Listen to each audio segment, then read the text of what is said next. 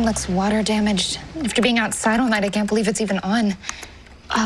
Clark has a friend named Chloe who might be able to help. She really loves weird tech stuff like this. She even has this whole wall of weird. Okay, I have no idea what any of that means, but send her a zip drive of everything we find.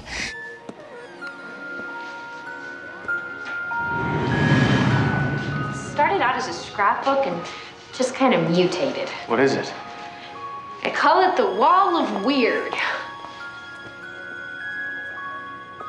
So what do you think? Oh my God. You were friends with Chloe Sullivan. Yeah, what happened to her? I mean, she was the rising star of the Daily Planet like she always dreamed, and now... It's like she just vanished. Like someone found out that she knew too much. Looks like somebody took a bite out of Chloe's conspiracy cookie. I'm sorry to disappoint you, but Chloe couldn't make it. Mom? Mom! Oh, I'm sorry, honey. I'm not your mother. I'm Agent Noelle Neal of the FBI. I'm sorry, you just look so much like my mother. For a second, I thought... I guess I just have one of those faces. It's an asset in my line of work. Hey everybody, we got to talk about that Smallville crossover with DCTV. So if there was any question now, I think, people assume multiverse theory that it's out there somewhere. This canonically ties the events of Smallville to DCTV. That means The Flash, Arrow, and Supergirl. So I know it's a little bit confusing with the way they talk about Clark's friend Chloe, and obviously there's probably some of you that may not have seen Smallville, so you don't know about the Wall of Weird. So I'll explain the logic behind that, but there was also some other Superman stuff going on in this because it's the Supergirl TV series. So naturally there's already a lot of related Superman things going on. But if you're just finding me for the first time, be sure to subscribe to get everything. There's giveaway stuff that I'll explain at the end of the video too, because we have crossover stuff and Justice League happening this week. So the important stuff first. I'll explain, what Smallville is and the Wall of Weird, but most of you probably remember what was going on with that TV series, and I included that clip for context anyway. So what the TV show is saying is that everything that happened on Smallville during the course of that show happened within Earth 38. Now, obviously, multiverse theory, there's probably versions of Smallville out there in the multiverse that are a little bit different. But they were very explicit that Chloe Sullivan is a character on Earth 38. She's still alive. She had a Wall of Weird. She was Clark's friend growing up. So even if you want to assume multiverse theory that, maybe there were some small iterations that were a little bit different. Obviously, Tyler Hoechlin is the version of Superman we've seen on this TV show, not Tom Welling. So they fudge it just a little bit, but they're basically saying that the events of Smallville happen within the DCTV multiverse. Whereas previously, as a fan, you just kind of have to assume, hey, maybe we'll see it in there somewhere. Maybe, when they go to different Earths, and sometimes they flash images from the old TV shows. Like, we saw a picture of John Wesley Shipp in his 90s Barry Allen Flash costume, but we know on the TV show we've seen him as Jay Garrick from Earth 3, so it's a completely different person, a different costume. So obviously they've had Erica Durance on for the last season playing a version of Supergirl's mother.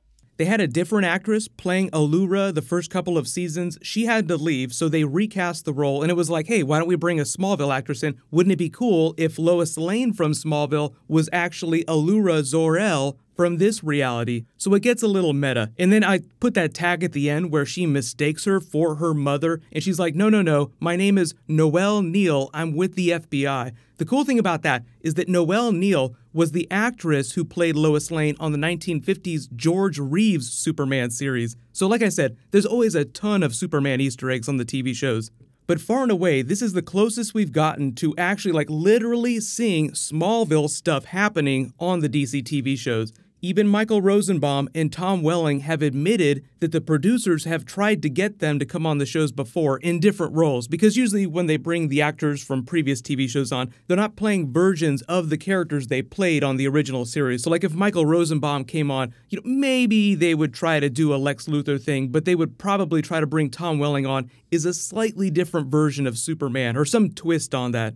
But if you ever get into an argument with a friend about whether or not Smallville is connected to DCTV now, you can actually point them to this scene and say, yes, it is absolutely 100% connected. So I know obviously everybody wants to see Tom Welling in a version of the Superman character, but I don't know when they can bring Superman back because of all the Justice League stuff happening. The movies do complicate the ability of the TV shows to use some of those big A-list characters. But if you don't watch Supergirl, I'll do a catch-up video before the big 4-night crossover to explain, what's going on with the characters. Big tip-off this season is that they're doing Legion of Superheroes. Mon-El is coming back, and they've already cast versions of Brainiac 5 in Saturn Girl. Let's hope Brainiac 5 is a little more friendly.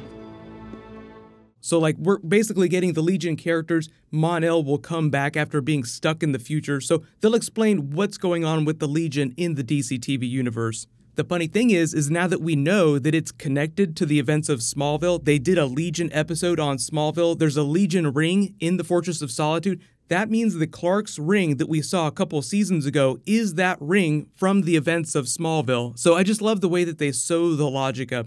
And if you ever want to meet the rest of the Legion, just put this ring on.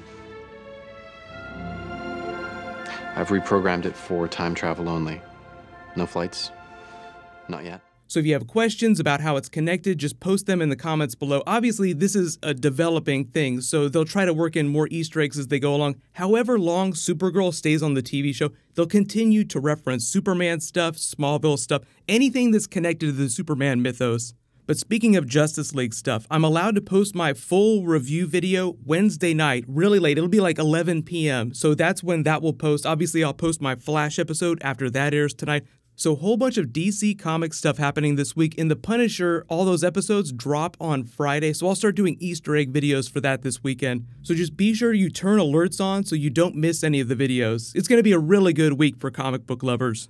Congratulations to the latest Flash Ring giveaway winner, Abraham God. Please private message me so I can get your contact details. There'll be a new round when I post that Flash video later tonight. So while you wait for everything, click here for the new crossover trailer, and you can click here for my non-spoilery Justice League reaction. Thank you so much for watching. Everybody stay awesome. I'll see you guys tonight.